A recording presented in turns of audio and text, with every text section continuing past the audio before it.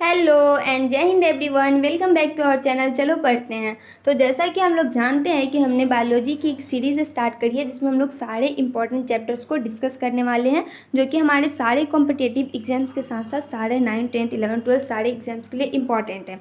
तो अंतिम चैप्टर में अंतिम वीडियो में हम लोग सेल चैप्टर को ख़त्म करे हुए थे। अगर आपने नहीं देखा है देन प्लीज़ आप उस वीडियो को देखिए और इस वीडियो को भी पॉज कीजिए एंड जाइए अपने दोस्तों के साथ शेयर करके आइए, देन आप वीडियो देखिए। एंड चलिए शुरू करते हैं, लेट्स स्टार्ट। चलो पढ़ते हैं। आज का हमारा जो टॉपिक है टिश्यू है। तो टिश्यू क्या होता है? तो जीवन की शुरुआत कहाँ से होती है? सेल से होती है, कोशिका से होती है। ठीक है, तो बहुत सारे कोशिका मिलकर हमारे क्या करते हैं, टिश्यू का निर्माण करते हैं, टिश्यू बना देते हैं। ठीक है, एक ही प्रकार के बहुत सारे कोशिका मिल जाए और जो एक स्पेसिफिक काम करे उसी को हम लोग कोशिकाओं के समूह को हम लोग क्या कहेंगे? उत्तक कहेंगे। ठीक है, टिश्यू कहेंगे। What is tissue? A tissue is a group of cells with a similar structure organised to carry out a specific function. एक ही प्रकार के कोशिकाओं का समूह जो एक डिफिनिट एक फिक्स्ड काम को करते हैं। फॉर एग्जाम्पल, अगर हम लोग आँख की एक कोशिका को ले ले, आँख की उत्तक को ले ले, तो आँख के जितने भी उत्तक है वो सिर्फ देखने का ही काम करेंगे।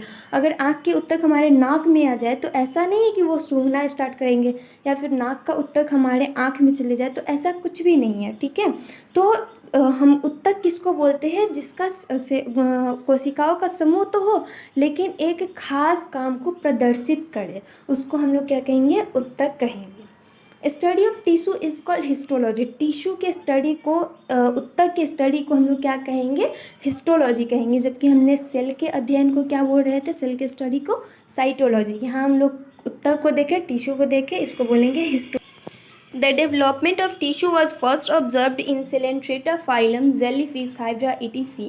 There are 4 types of tissue. देखिए, जो सबसे पहले हमने एक टिश्यू कैसे बढ़ रहे हैं, सेल कैसे आपस में मिल रहे हैं, टिश्यू बन रहे हैं, फिर टिश्यू क्या काम करे हैं, इन सारी चीज़ों को वैज्ञानिक ने सबसे पहले सेलेंट्रेटा फाइलम के हमारे मतलब सेलेंट्रेटा फाइलम में हमारे आ जाते हैं जेलीफिश, हाइड्रा, ये सब सेलेंट्रेटा फाइलम में है। ठीक है, ये क्या है? हमारे एनिमल किंगडम का एक पार्ट है जो कि हम आगे आने वाले वीडियोस में अच्छे से पढ़ेंगे। लेकिन फिलहाल इतना याद रखेंगे कि सेलेंट्रेटा फाइलम में सबसे पहले हम लोग हिस्टोलॉजी मतलब कि टिश्यू को हमने देखा था, हिस्टोलॉजी किया था। ठीक है, अब देखिए टिश्यू जो होते हैं, ह्यूमन में टिश्यू जो होते हैं मेनली 4 टाइप के होते हैं। यहाँ हम लोग ह्यूमन के बारे में पढ़ रहे हैं। ह्यूमन में टिश्यू जो है मेनली 4 टाइप के हैं। ठीक है, पहला है हमारा कनेक्टिव टिश्यू, जैसे ब्लड आ गया, बोन्स हो गया, जो कनेक्ट कर रहे हैं, नाम से ही हम लोग पता करेंगे कनेक्टिव है, कनेक्ट कर रहा है।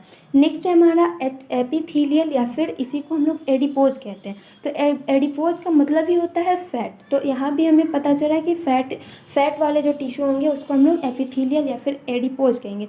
मस्क्यूलर, जो मसल बनाएंगे। नर्वस, जो हमारे न्यूरॉन्स जिस टिश्यू से मिलकर बने होते हैं, या न्यूरॉन्स में जो टिश्यू होते हैं उसको हम लोग नर्वस कहते हैं। ठीक है, अब हम लोग एक एक करके सबके बारे में पढ़ते हैं। तो पहला जो है हमारा मस्क्यूलर टिश्यू है या फिर मसल टिश्यू है। ठीक है, अब देखिए मसल टिश्यू से मिलकर क्या बने होते हैं? हमारे मांसपेशीय मसल जो होते हैं वो मस्क्यूलर टिश्यू से मिलकर बने होते हैं। ठीक है, मस्क्यूलर टिश्यू जो होते हैं वो 2 टाइप्स के होते हैं। एक हमारा हो गया वॉलेंट्री और एक हमारा हो गया इनवॉलेंट्री। ठीक है, वॉलेंट्री को हिंदी में ऐच्छिक बोलते हैं और ऐच्छिक का मतलब है इच्छा के अनुसार। तो वैसे मसल जो हमारे इच्छा में हो, जैसे कि जिसको हम कंट्रोल कर सकें। ठीक है, दूसरे शब्दों में ये भी बोल सकते हैं जो बोन से जुड़े हो, जैसे कि हमारे हाथ पैर का मसल्स है। ठीक है, हमारे टंग है या फिर हमारे जॉ है। देखते हैं हम लोग जब चाहेंगे जब बोलेंगे, नहीं चाहेंगे नहीं बोलेंगे, जब चाहेंगे हम अपने हाथ का मूवमेंट करेंगे, नहीं चाहेंगे तो नहीं करेंगे। तो ये हमारे इच्छा में हो रहा है। ठीक है, ये बोन से कनेक्टेड है, इसीलिए इन टाइप के मसल्स को हम लोग क्या कहेंगे? वॉलेंट्री मसल कहेंगे। ठीक है, और ये वॉलेंट्री मसल बने हैं, ये भी एक प्रकार का टिश्यू ही है। अब नेक्स्ट है हमारा इनवॉलेंट्री। इनवॉलेंट्री मतलब जो हमारे कंट्रोल में ना हो। इसमें हमने एक एग्जांपल लिया, जैसे कि हमारा कार्डियक। कार्डियक शब्द का ही मतलब है हमारा हृदय से, हार्ट से रिलेटेड है। कार्डियक मतलब ही होता है हार्ट। तो देखिए ऐसा कभी होता है क्या कि हम लोग हार्ट को बोलते हैं कि थोड़ा सा रेस्ट कर लो, 1-2 घंटे बाद क्या है पंप करना, ऐसा कभी कुछ होगा? नहीं होगा। जब तक हम लोग जीवित है, जब तक जिंदा है, हमारा हार्ट अपना काम नहीं छोड़ेगा। वो हमारे बस में नहीं है, वो हमारे बोन से कनेक्टेड नहीं है, ठीक है। तो वो क्या हो गया हमारा इनवोलेंट्री, अनऐच्छिक, मतलब हमारे इच्छा के अनुसार वो नहीं चलेगा। कभी हम अपने आई के ब्लिंकिंग को रोक सकते हैं? नहीं रोक सकते हैं, ठीक है। तो इस टाइप के मसल को हम लोग क्या बोलते हैं? इनवोलेंट्री मसल, ठीक है। मसल कितने हो गए? 2 हो गए, एक हो गया वोलेंट्री, एक हो गया इनवोलेंट्री। वोलेंट्री जो हमारे कंट्रोल में हो, जो बोन से जुड़े हुए हो, इनवोलेंट्री जो हमारे कंट्रोल में नहीं हो और वो बोन से भी नहीं जुड़े रहते हैं। नेक्स्ट जो है हमारा नर्वस है, नर्वस टिश्यू या फिर इसी को हम लोग न्यूरॉन टिश्यू भी बोल सकते हैं, ठीक है। तो नर्वस से पता चल रहा है कि सीधा हमारा ब्रेन, तो ब्रेन में जो टिश्यू पाई जाती है, नर्वस टिश्यू जो होती है वो मतलब नर्वस टिश्यू की बनी होती है, ठीक है। ब्रेन में जितनी भी टिश्यू है या फिर न्यूरॉन्स जो है वो नर्वस टिश्यू के बने होते हैं। और ये इनका काम क्या है? तो इन्फॉर्मेशन को ले जाना, सूचना का आदान प्रदान करना, ठीक है। तो ये हमारा नर्वस मतलब सीधा याद रखेंगे ब्रेन, बाकी चीज़ें हम खुद समझ लेंगे। नेक्स्ट है हमारा कनेक्टिव मतलब यहाँ देखिए इस वर्ड में भी पता चल रहा है हमारा कनेक्ट करना, ठीक है। तो कनेक्ट कौन करेगा, ठीक है। तो यहाँ हमने एग्जाम्पल लिया है जैसे ब्लड। अब ब्लड का क्या काम है? ट्रांसपोर्ट करना, ठीक है, चीज़ों को एक जगह से दूसरे जगह तक पहुँचाना, ऑक्सीजन को, कार्बन डाइऑक्साइड को। तो एक तरह के तरीके से ये कनेक्ट ही तो कर रहा है, बोल सकते हैं ट्रांसपोर्ट ही तो कर रहा है, ठीक है। ट्रांसपोर्ट को हम लोग कनेक्टिव भी बोल सकते हो। तो ये क्या है? हमारा कनेक्टिव है। वैसे इसमें 4 लिखा है लेकिन इंपॉर्टेंट हमारे 2 ही है, ब्लड और बोन्स का ही पूछता है। अब देखिए जैसे एग्जाम में क्वेश्चन आएगा कि which is liquid connective tissue, so blood is our liquid connective tissue. ये क्या है? तरल संयोजी उत्तक है। या फिर हमें कभी कभी ऑप्शंस में भी आते हैं कि ब्लड क्या है, तो ब्लड हमारा संयोजी उत्तक है, कनेक्टिव टिश्यू है, ओके। नेक्स्ट है हमारा लिम्फ। तो लिम्फ क्या होता है? ब्लड में ही एक पीले रंग का सब्सटेंस होता है, ये भी येलोविश सब्सटेंस होता है, इसको हम लोग लिम्फ कहते हैं। तो ये भी एक तरीके से हमारा कनेक्ट करने का ही काम करता है, ठीक है। तो ऐसे हम लोग याद रखेंगे। नेक्स्ट है हमारा बोन। तो बोन हमारा लिक्विड नहीं है, देखिए बोन हमारा क्या है? सॉलिड है। तो बोन भी एक प्रकार का हमारा कनेक्टिव टिश्यू है। बोन कनेक्ट तो करता ही है, हम लोग खुद देख सकते हैं कि एक शरीर का हमारा स्केलेटन सिस्टम जो है, अगर बोन कनेक्टेड ही नहीं होते तो हम लोग सही से चल भी नहीं पाते, इवन खड़े भी नहीं हो पाते। तो बोन क्या है? हमारा एक प्रकार का कनेक्टिव टिश्यू है। नेक्स्ट है हमारा कार्टिलेज। तो कार्टिलेज क्या होता है? तो जो स्मूथ बोन्स होते हैं ना, जो जिसको हम लोग कभी देखते होंगे चिकन हम लोग जो खाते हैं, तो उसका जो स्मूथ पार्ट होता है उसको हम लोग भी चूसते हैं या खाते हैं, तो वो क्या हो गया? वो हमारा कार्टिलेज हो गया। Smooth bone is called cartilage. तो चारों हमारे क्या हो गए? कनेक्टिव टिश्यू हो गए, ठीक है। हम लोग ऐसे पेयर में याद रख सकते हैं, blood, lymph, bone and cartilage, blood, lymph, bone, cartilage. Next है हमारा एपिथेलियल या फिर एडिपोज टिश्यू। देखिए एपिथेलियल या फिर एडिपोज का मतलब ही होता है हमारा फैट, ठीक है। तो एडिपोज टिश्यू में हमारा क्या होगा? फैट से बने हुए टिश्यू रहेंगे या फैट वाले टिश्यू रहेंगे, ठीक है। इसमें फैट स्टोर होगा, जैसे हमारे देखते हैं लोगों के चर्बी हो जाते हैं, फैट स्टोर हो जाते हैं, तो वो क्या है? फैट वाला है, ठीक है। एडिपोज टिश्यू से मिलकर वो बने होते हैं, ठीक है, फैट।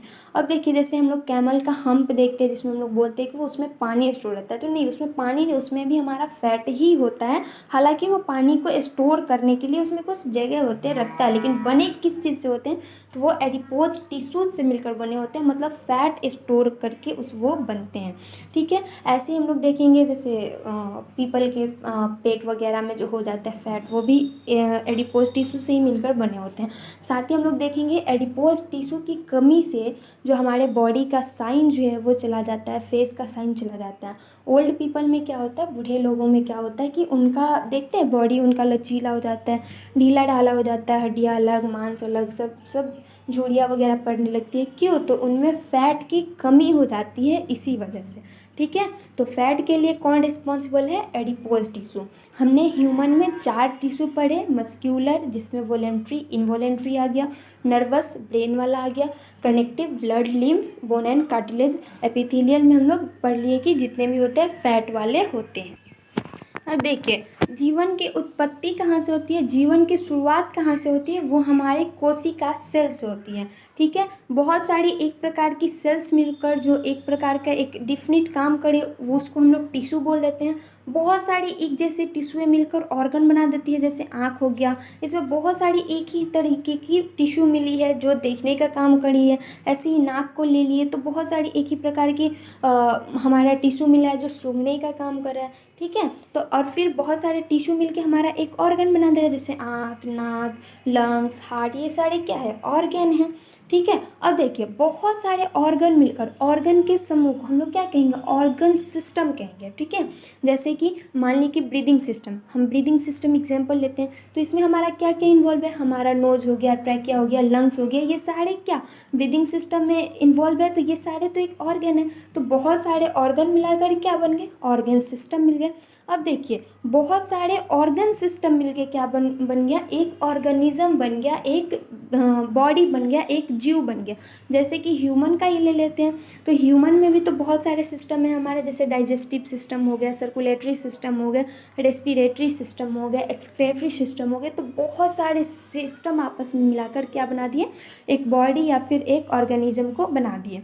अब बहुत सारे बॉडी मतलब बॉडी जब कंप्लीट बन चुका है तो अपना वो लाइफ साइकिल वो फिर अपना कंप्लीट करेगा, फिर मर जाएगा, और जो माइक्रो ऑर्गेनिज्म जो होते हैं वो उसको डिकम्पोज कर देंगे और फिर से सेल बनेगा, टिश्यू बनेगा, ऑर्गन बनेगा, ऑर्गन सिस्टम, ऐसे करके एक हमारा साइकिल चलते रहता है। इसी को हम लोग लाइफ साइकिल कहते हैं। ठीक है, तो हमने लास्ट वीडियो में सेल के बारे में पढ़ लिया, आज हम लोग टिश्यू के बारे में पढ़ लिए। नेक्स्ट जो वीडियो होगा हमारा वो ऑर्गन पे होगा। ऐसे करके हम लोग आगे बढ़ेंगे, ऑर्गन पढ़ेंगे, फिर ऑर्गन सिस्टम पढ़ेंगे, ऐसे करके हम कंप्लीट पढ़ने वाले हैं और एक सिस्टमेटिक ढंग से पढ़ने वाले हैं। आई होप कि आपको ये वीडियो अच्छा लगा होगा। Please join our Telegram group and channel for PDF and to connect with us, and please share this video and अपने सारे दोस्तों को शेयर कीजिए और साथ ही उनको चैनल को सब्सक्राइब करने के लिए बोलिए। बायोलॉजी को सुधारने की जिम्मेदारी अब हम लोग लेते हैं, बस आपको पढ़ना है और वीडियो को ज़्यादा से ज़्यादा सब्सक्राइब करना है, ज़्यादा से ज़्यादा शेयर करना है, सब्सक्राइबर बढ़ाना है ताकि आप तक ईजिली वीडियो पहुँच सके। और आप लोग टेलीग्राम चैनल ज्वाइन कर लीजिए ताकि जब भी कुछ भी आए तो मैं वहाँ पे इन्फॉर्म करती रहूँगी या फिर आपको PDF भी देती रहूँगी, फिर वीडियो के लिंक वगैरह भी आपको ईजिली वहाँ पे मिल सकते हैं। I hope you like this video. Thank you.